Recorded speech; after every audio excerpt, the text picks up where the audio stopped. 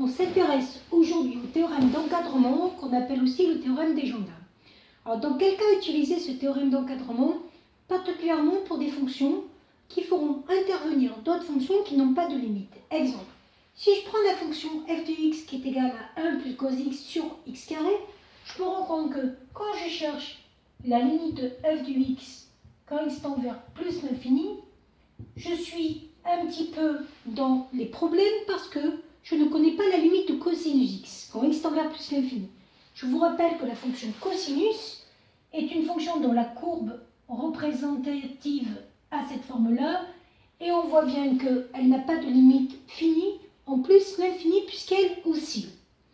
Je vais donc faire un encadrement pour essayer de voir si cette fonction peut être minorée et majorée par deux fonctions qui tendent vers la même limite. Donc ce qu'on doit savoir, c'est que quel que soit x réel, cos x est toujours compris entre moins 1 et 1. Ça, c'est un résultat de seconde qu'il faut garder en mémoire. Comme je veux la fonction f de x, je vais ajouter 1 à chacun des membres de l'inégalité.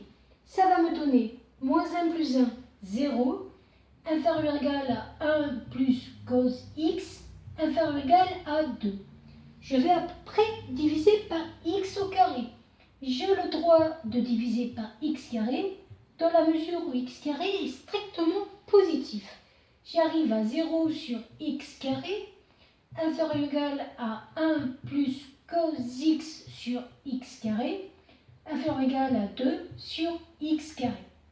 Or, la limite de la fonction qui minore, c'est-à-dire 0 sur x au carré, cette limite, elle est égale à 0 directement.